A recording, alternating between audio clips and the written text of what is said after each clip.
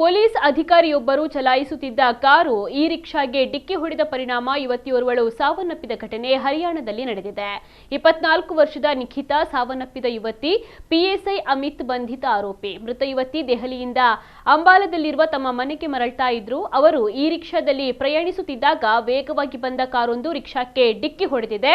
ಡಿಕ್ಕಿಯ ರಭಸಕ್ಕೆ ನಿಖಿತಾ ರಿಕ್ಷಾದಿಂದ ರಸ್ತೆಗೆ ಬಿದ್ದಿದ್ದಾಳೆ. ಈ ವೇಳೆ ದಯೆ ಇಲ್ಲದ ಚಾಲಕ ಕೆಳಗೆ ಬಿದ್ದ ಯುವತಿಯ ಮೇಲೆಯೇ ಕಾರನ್ನ ಹರಿಸಿದ್ದಾನೆ. ಗಂಭೀರವಾಗಿ ಗಾಯಗೊಂಡ ನಿಖಿತಾ ಸ್ಥಳದಲ್ಲೇ ಮೃತಪಟ್ಟಿದ್ದಾಳೆ ಎಂದು ವರದಿಯಾಗಿದೆ. ಅಪಘಾತ ನಡೆದ ತಕ್ಷಣ ಸ್ಥಳೀಯರು ಕಾರು ಚಾಲಕನನ್ನ ಹಿಡಿದು ಥಳಿಸಿ ಪೊಲೀಸರಿಗೆ ಒಪ್ಪಿಸಿದ್ದಾರೆ. ತನಿಖೆಯ ವೇಳೆ ಆರೋಪಿ ಪಿಎಸ್ಐ ಎಂದು ತಿಳಿದು ಬಂದಿದೆ. ಆರೋಪಿ ಪೊಲೀಸ್ ಅಧಿಕಾರಿ ಮದ್ಯಪಾನವನ್ನ ಮಾಡಿದ್ದರಿಂದ ವಾಹನದ ಮೇಲಿನ ನಿಯಂತ್ರಣವನ್ನ ಕಳೆದುಕೊಂಡಿದ್ದ. ವಾಹನ ಯುವತಿಯ ಮೇಲೆ ಹರಿದು ಹೆದ್ದಾರಿಯ ಗ್ರಿಲ್ಗೆ ಡಿಕ್ಕಿ ಹೊಡೆದಿದೆ. ಸದ್ಯ ಆರೋಪಿಯನ್ನು ಬಂಧಿಸಲಾಗಿದ್ದು ಪ್ರಕರಣವನ್ನು ದಾಖಲಿಸಿಕೊಂಡು ತನಿಖೆ ನಡೆಸಲಾಗ್ತಾ ಇದೆ.